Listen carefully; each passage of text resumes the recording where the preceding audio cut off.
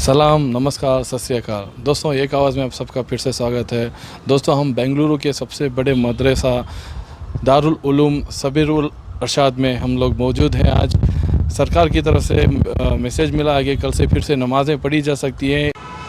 हमारे साथ अभी जुड़े हुए हैं बेंगलुरु के दारुल उलूम के अमीर शरीयत सगीर अहमद साहब।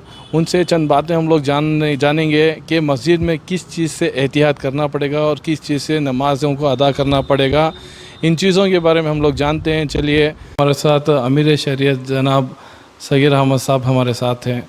इनसे जानते हैं कि सरकार ने जिस तरह से जो क़ानून बनाया है कि किस तरह से नमाज़ें अदा की जाएंगी मस्जिदों में, किस हिसाब से हमारे जो नमाजी हैं उनको आना पड़ेगा, उसके बारे में तफसील से हम लोग जानते हैं। अस्सलाम वालेकुम। वालेकुम सलाम रहमतुल्लाहि व बरकातुहू। हाज़रीन किराम, अल्हम्दुलिल्लाह 2.5 महीने के बाद, जबकि इतनी तवील मुद्दत में तमाम मसाजिद, पूरे मुल्क के मसाजिद बंद किए गए थे लॉकडाउन की वजह से और कोरोना मर्ज़ की बिना पर, और इन दिनों में जितने हिदायत हुकूमत की जानिब से दी गई उम्मत मुस्लिमा के लिए, पूरी उम्मत मुस्लिमा ने उन तमाम हिदायत की बराबर पैरवी की और उस पर अमल किया।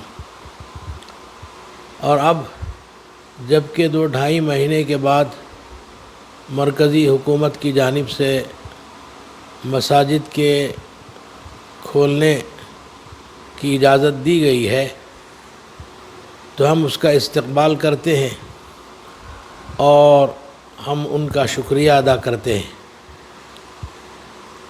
अब जबकि मसाजिद खुल रही हैं तो तमाम मुसलमान इस बात की कोशिश करेंगे और ज़रूर करेंगे कि वो मस्जिद में जाएं और नमाज़ें अदा करें, अल्लाह की इबादत करें और अल्लाह की आज़मत और बड़ाई को बयान करें।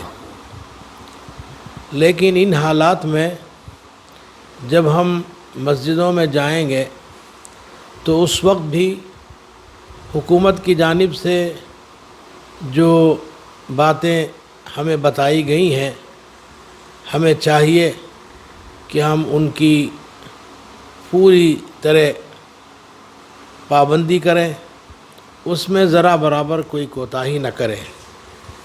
कहीं ऐसा न हो कि कोई कोताही हो जाए और कोई हादसा पेश आए और उसकी वजह से दोबारा मुसलमानों को बदनाम करने की गुज़िश्ता दिनों की तरह कोशिश न की जाए।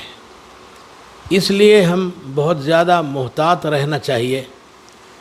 और जब हम मस्जिद में जाते हैं तो उन तमाम बातों को मद्देनज़र रखें जो हुकूमत की जानिब से हमें दी गई हैं, और फिर हमको हमारा दीन और इस्लाम हमको उसका हुक्म भी देता है कि हाकिम की बात माने हम, जबकि वो शरई रूह से जायज़ है।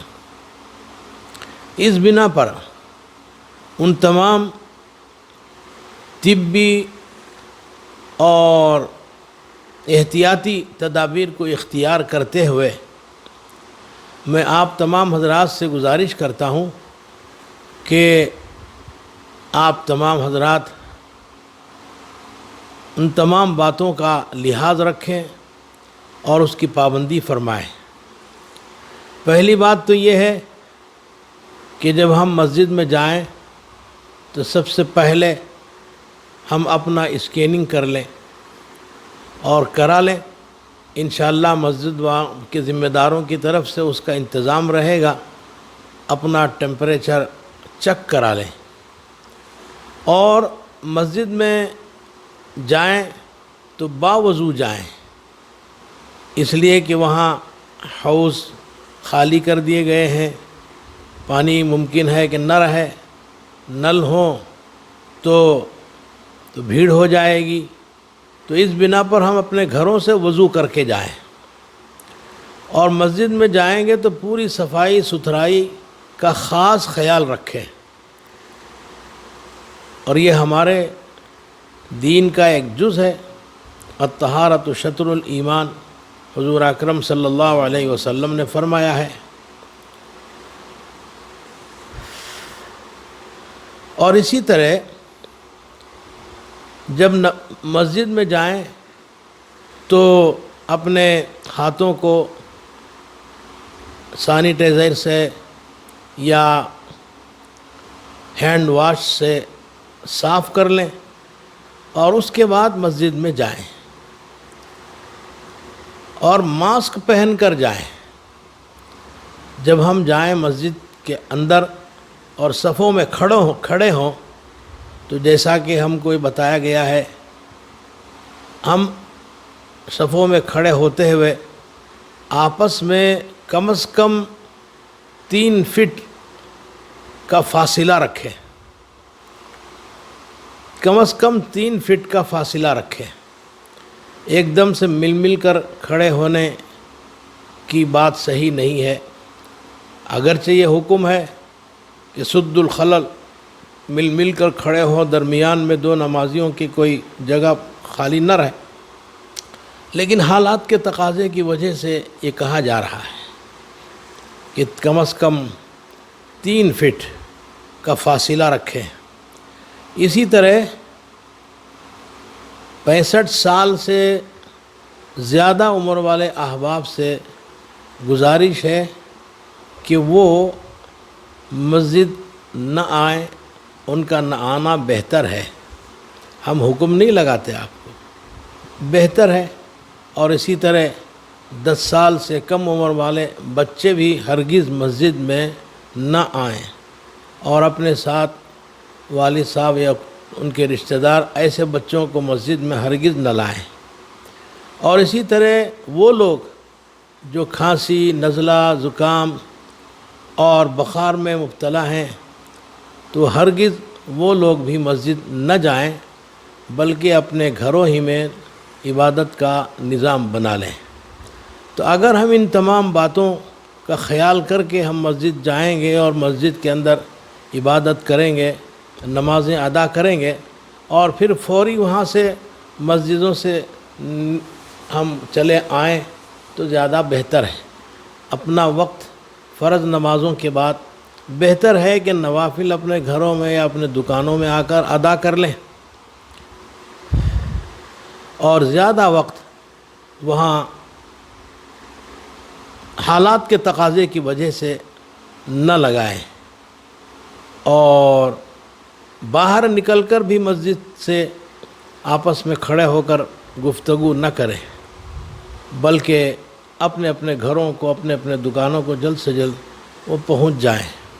اگر ان تمام باتوں کا لحاظ کریں گے تو انشاءاللہ بہت ہی زیادہ فائدہ ہوگا، اور کسی قسم کا کوئی نقصان نہیں ہوگا، اور دشمنوں کو ہمارے خلاف کچھ سوچنے، کچھ بولنے اور ہم سب کو بدنام کرنے کا موقع نہیں ملے گا۔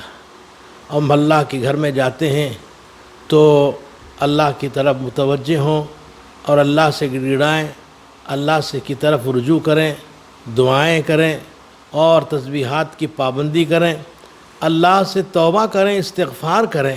ہمارے اپنے گناہوں کی وجہ سے ممکن ہے کہ یہ ہماری حالت ہو گئی ہو، تو اس بنا پر اللہ سے معافی مانگیں اور اللہ سے استغفار کریں اور آہوازاری کریں، اور پھر اللہ سے دعائیں کریں کہ اے پروردگار ان حالات کو جلد سے جلد ختم فرما، اور ہم کو مسجدوں میں اطمینان اور چین سکون کے ساتھ ہم عبادت کریں، اور اکثر وقت ہمارا وہاں گزرے، اس کا موقع ہمیں عنایت فرمائے۔ میری چند گزارشات ہیں اور درخواست ہے کہ آپ حضرات اس کا اہتمام فرمائیں اور اس کی طرف خار توجہ فرمائیں۔ دوستوں، جیسا کہ امیر شریعت نے جیسا بتایا، جس طرح سے سوشل ڈسٹینس مینٹین کرنی چاہیے، جس طرح سے ماسک استعمال کرنا چاہیے، اور آنے سے پہلے وضو بنا کے آنا چاہیے، کہ مسجد میں آلریڈی مارکنگ کیا گیا ہے आप देख सकते हैं किस तरह से 3-3 फीट के ऊपर जैसे एक एक लेबर को लगाया हुआ है कि किस तरह से नमाज़ पढ़ी जाएगी और कितने सोशल डिस्टेंस में नमाज़ पढ़ी जाएगी। आप लोग देख सकते हैं सारी मस्जिद में आप ये देख सकते हैं कि किस तरह से इन्होंने लेबल को लगाया हुआ है। दोस्तों इसी के साथ हमें इजाज़त दीजिए। हमारे पेज को लाइक कीजिए, चैनल को सब्सक्राइब कीजिए और बेल आइकॉन को दबाना मत भूलिए। सलाम।